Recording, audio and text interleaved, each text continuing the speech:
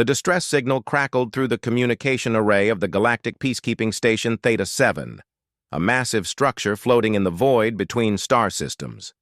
Commander Zix-Ara, a tall, slender Vorthon with crystalline skin that reflected the station's blue emergency lights, watched the tactical display with growing concern.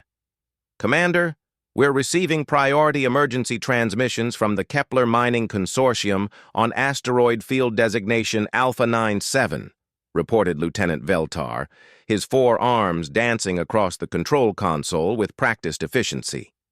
Zixara's internal translator processed the incoming message, and what she heard made her secondary heart skip a beat. The transmission was filled with static, punctuated by weapons fire and screaming. "This is Director Yulkin of Mining Station Prosperity. We are under attack by Cronin raiders. They've breached our outer defenses. We have over 3,000 civilians, mostly families of miners. They're slaughtering everyone they find. We need immediate military assistance." The Cronins were notorious throughout the galaxy. These massive, 8-foot-tall reptilian warriors lived for conquest and violence. Their technology was primitive compared to most galactic civilizations, but their sheer brutality and resistance to damage made them formidable enemies. They took no prisoners, showed no mercy, and left nothing but death in their wake. "How many Cronin ships are we looking at?" Zixara asked, her voice steady despite the ice forming in her veins. "Long-range sensors detect at least 40 Cronin assault vessels," Veltar replied, his voice trembling. "They've got the mining station completely surrounded. Our nearest patrol fleet is 6 days away at maximum warp." Zixara's mind raced. 6 days might as well be 6 years. The Cronins would have finished their massacre and moved on long before help could arrive. The station held 3,000 souls, mostly non-combatants. Miners, engineers, their families, children playing in the station's gardens just hours ago. "What about the emergency response protocols?" she asked, though she already knew the answer. "The closest available ships are 2 Vorthan light cruisers and a Zalani medical frigate," Veltar reported. "Total combat capacity, minimal. The Cronins would destroy them before they could even establish orbit." Another transmission burst through the speakers. This time, the voice was different, younger, more desperate. "This is Engineer Tal Win. They've broken through Sector 7. They're heading for the residential areas. Please, anyone who can hear this, we have children here, hundreds of children. They're killing families in their homes." The bridge fell silent except for the hum of life support systems. Every officer present knew the mathematics of the situation. 40 Cronin warships against a lightly defended mining station was not a battle. It was an execution. Zixara closed her eyes and made a decision that would haunt her for years to come. She opened an emergency channel to Galactic Command. "This is Commander Zix-Ara, requesting immediate emergency assistance for Mining Station Prosperity under Cronin assault. We need any available warships, regardless of origin or classification." The response came back within minutes from Admiral Mordak himself. "Commander, we've reviewed your request. All Galactic Navy vessels are engaged in the border conflicts with the hegemony. However," there was a pause that seemed to last forever, "we have received an offer of assistance from an unexpected source. Sir, the Human Colonial Defense Force has 3 ships in that sector. They've volunteered to respond to the distress call." Zixara felt her secondary heart stop entirely. Humans. The species that every military academy used as a case study in why certain worlds should never be colonized. Earth, designated as a Class 12 death world, was considered one of the most hostile environments in known space. The fact that intelligent life had evolved there was considered a statistical impossibility by most xenobiologists. She had read the reports. Humans came from a world where the very air could poison most galactic species, where the gravity was crushing, where massive predators roamed free, where natural disasters could level entire continents. The few humans who had joined galactic society were treated with a mixture of fear and fascination. "Sir, with respect, 3 human ships against 40 Cronin raiders. Commander, Admiral Mordak's voice carried a strange tone, something between amusement and anticipation. You requested any available warships. The humans are what we have. The decision is yours. Another scream echoed through the comm channel from the mining station. This time, it was cut short by the unmistakable sound of Cronin weaponry. Send them, Zixara whispered. Understood. The human ships are designated as HCDF Retribution, HCDF Vengeance, and HCDF Fury. They should reach your position within 18 hours. Good luck, Commander. The channel closed, leaving Zixara staring at the tactical display. 18 hours. Could the mining station hold out that long? Could 3 human ships, no matter how determined, stand against 40 Cronin raiders? Commander! Veltar's voice broke through her thoughts.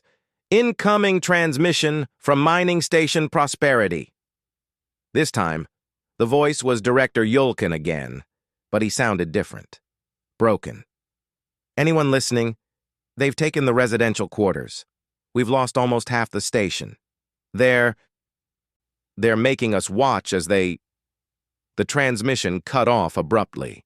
Zixara slammed her fist on the command console, her crystalline skin flashing red with anger and helplessness.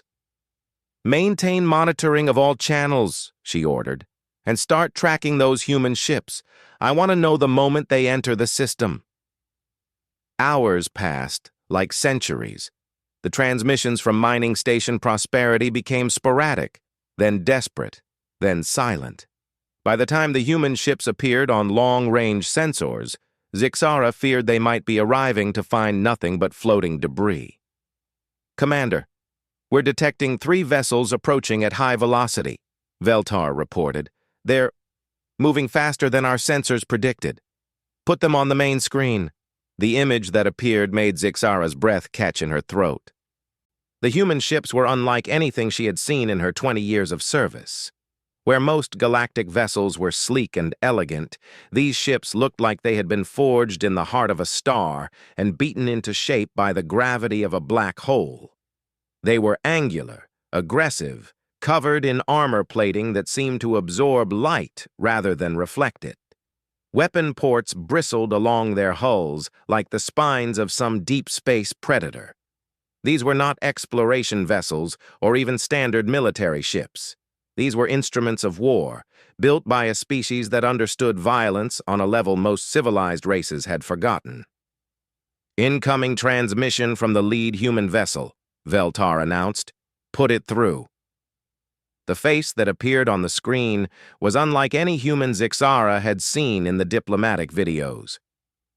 This one was scarred, weathered, with eyes that held the cold fire of someone who had seen too much death and dealt too much of it in return. When he spoke, his voice carried an accent that sounded like grinding stone. This is Captain Marcus Chen of the HCDF Retribution. We understand you've got a Cronin problem. Captain Chen, this is Commander Zixara. I must inform you that you're facing overwhelming odds. Our sensors indicate 40 Cronin assault vessels surrounding the mining station. The human's expression didn't change. If anything, his eyes seemed to grow colder. Commander, with respect, we've read the reports on Cronin tactics. We know what they do to civilians. He paused, and when he continued, there was something in his voice that made Zixara's skin crawl. We've dealt with their kind before. Captain, perhaps you should wait for additional support. Negative, Commander. Every minute we wait is another family dead. We're going in. The human leaned forward slightly. I suggest you maintain safe distance and keep your medical teams ready. There are going to be survivors to evacuate. The transmission ended, leaving Zixara staring at the tactical display as 3 human ships accelerated toward what every military manual would classify as certain death. Sir, Veltar whispered, shouldn't we warn them about Cronin ship defenses, their armor plating, their numerical advantage? Zixara watched the human ships disappear into the asteroid field, moving with a precision and speed that defied everything she knew about space combat. Something tells me, Lieutenant, that the Cronins are the ones who should have been warned.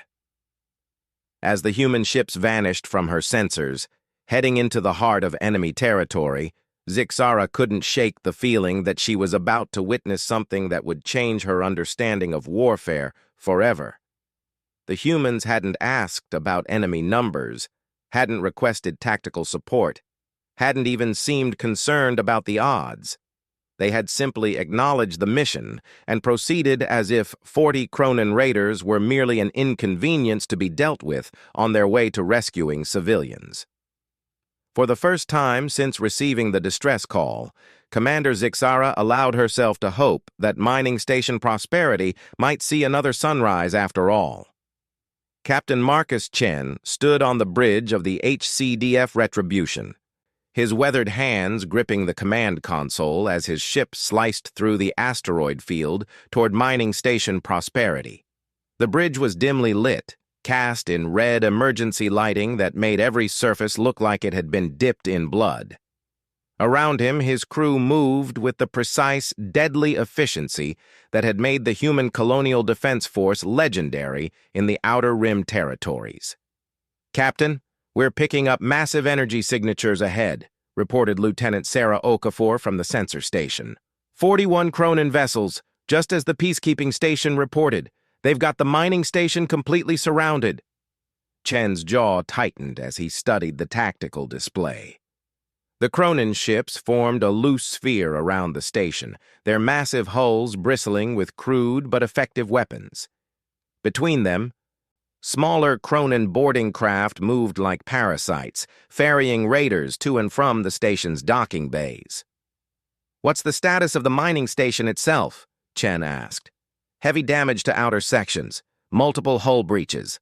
Life support is failing in several areas, but we're still detecting life signs throughout the station."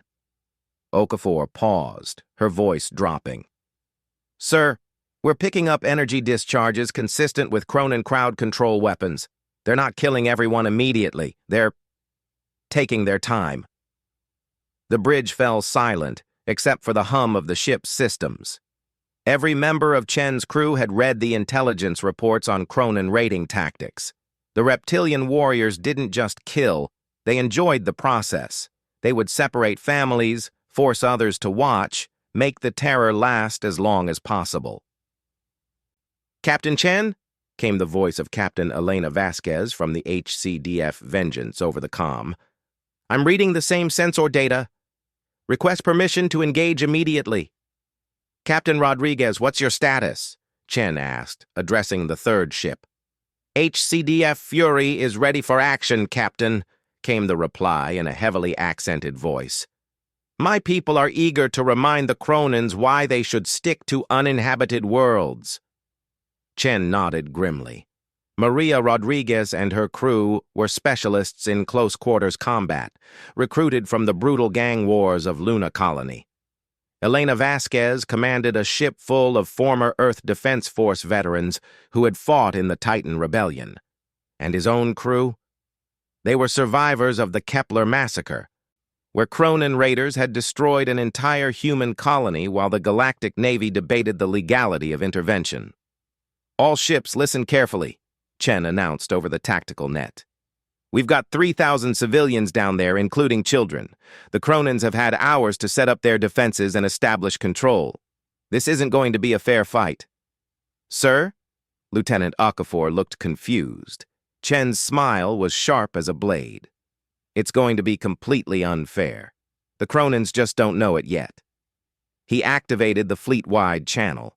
"All ships, execute formation Delta 7. We're going in hard and fast. Vengeance, take the upper hemisphere. Fury, sweep low and hit their supply ships.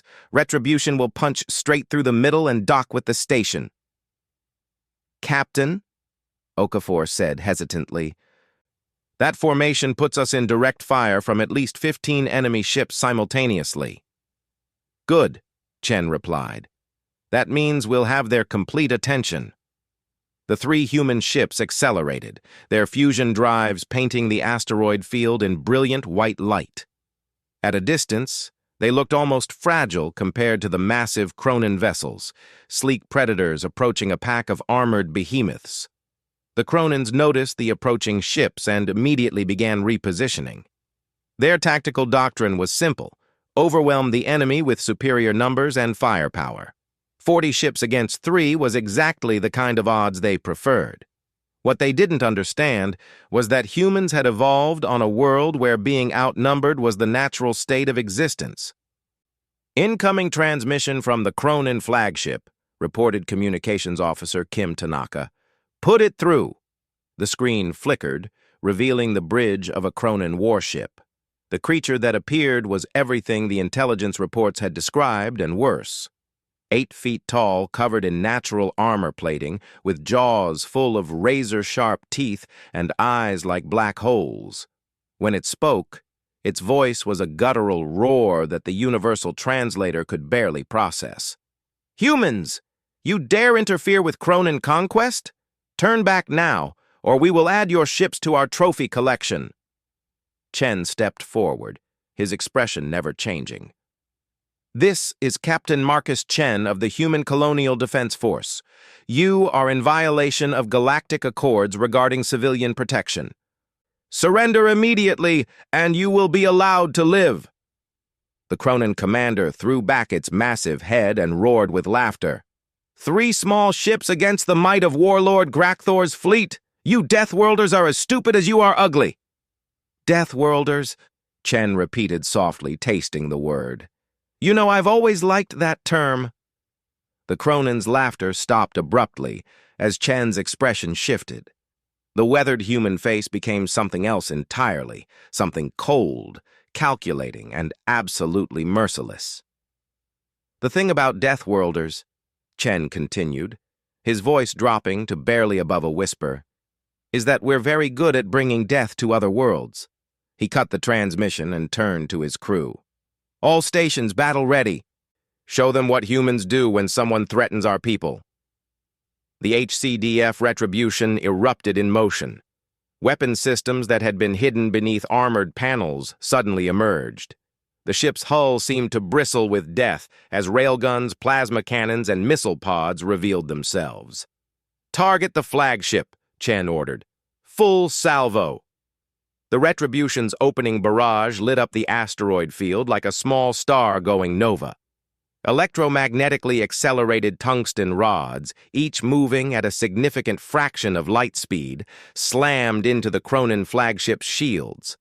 The primitive energy barriers, designed to stop conventional energy weapons, offered no resistance to kinetic projectiles. The flagship's armor plating, which could shrug off plasma cannon fire, cracked and splintered under the impact of weapons that hit with the force of small meteors. "Direct hits," Okafor reported, her voice filled with savage satisfaction.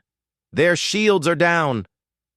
But Chen was already moving to the next target. "Vengeance! Status report!" "Upper hemisphere is lighting up," Elena's voice crackled over the comm. "These Cronin ships handle like cargo haulers. We're running circles around them."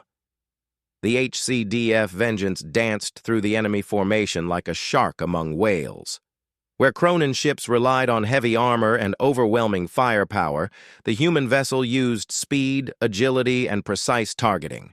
Every shot was calculated to cause maximum damage, targeting engine nacelles, weapon systems, and command bridges with surgical precision. "Fury, how are you managing down there?" "Like taking candy from babies." Rodriguez's laughter echoed through the comm. "These supply ships don't even have proper weapons. We've already taken out 6 of them."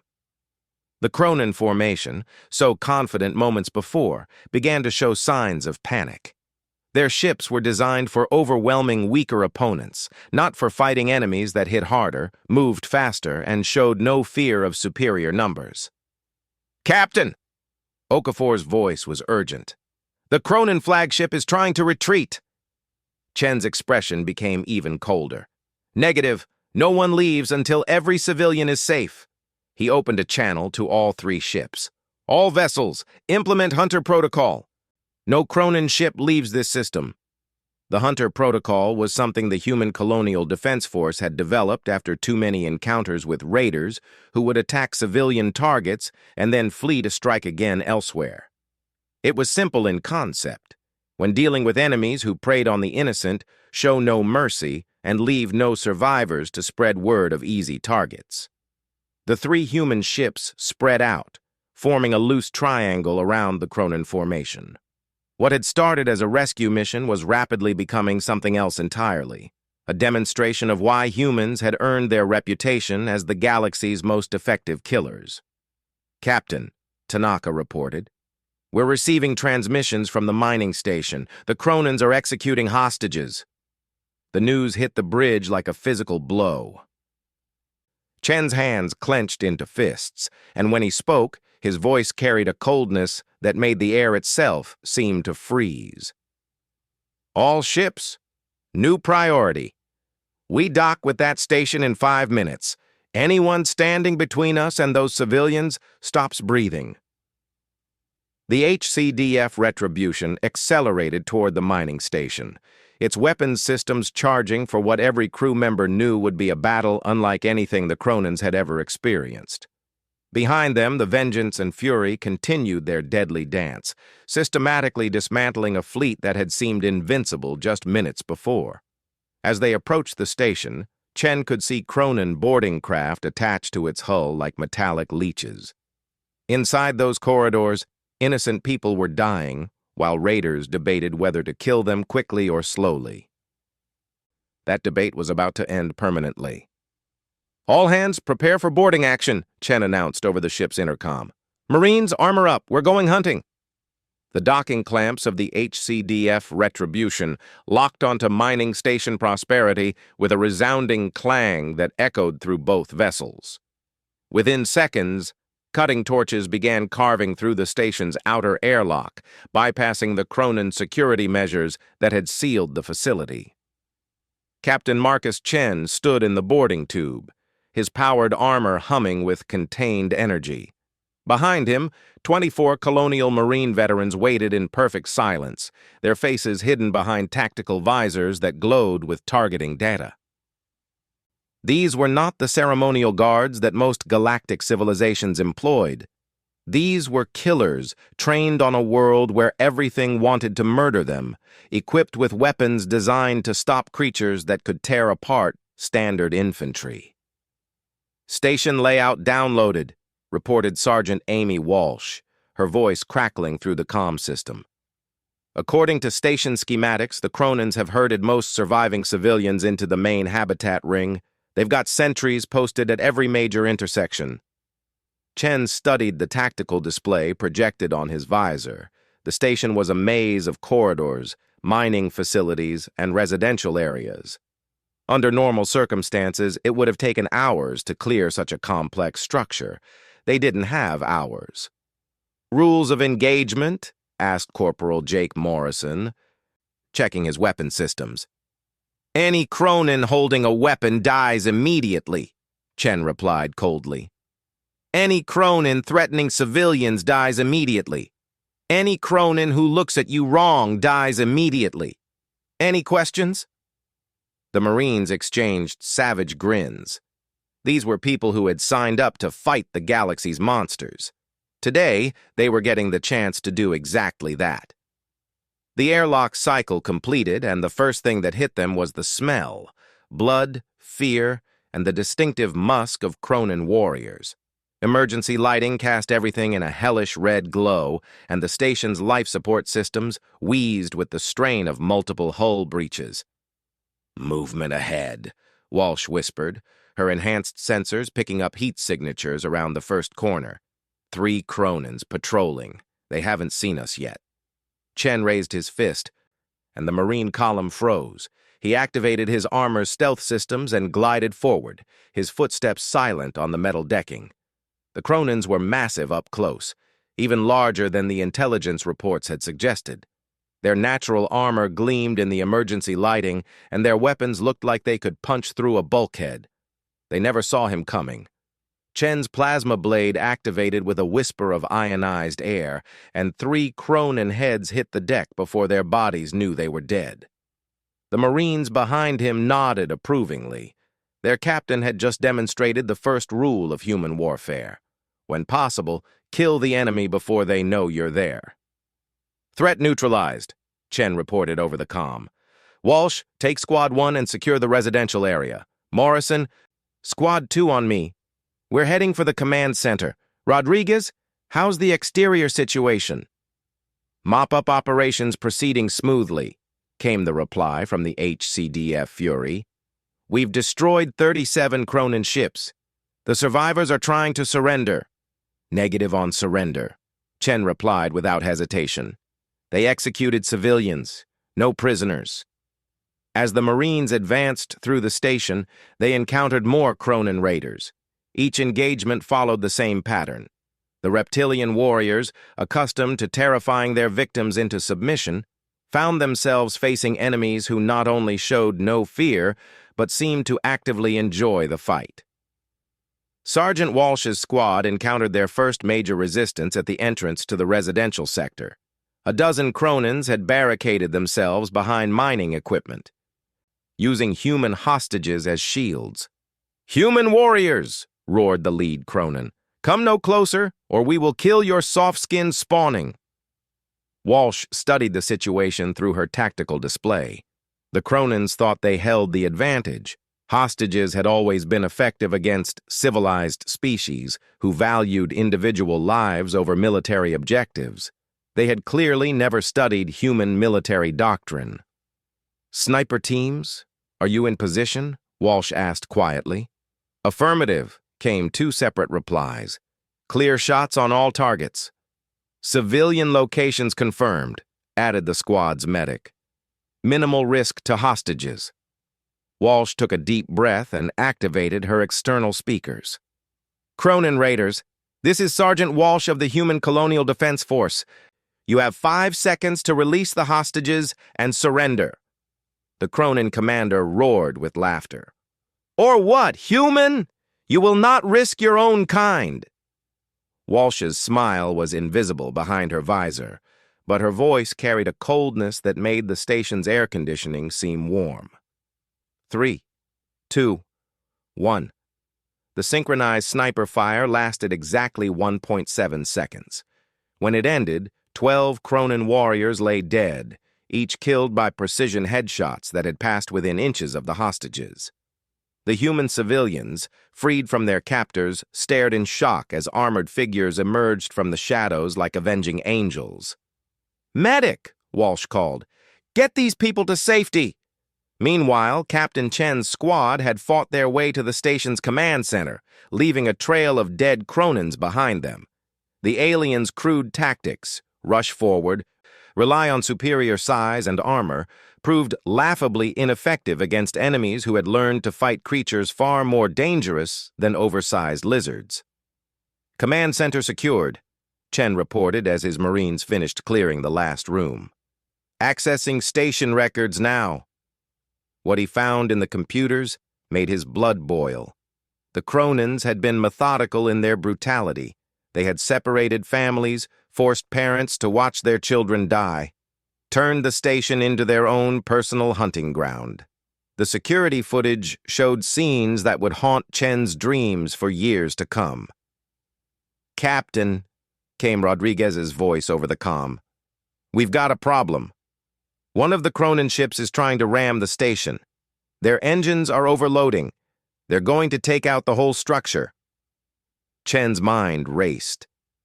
Even with the station largely cleared of enemies, there were still over 2,000 civilians aboard. Evacuating them all in time was impossible. "Can you intercept?" he asked. "Negative. They're too close, and our position is wrong. Impact in 90 seconds.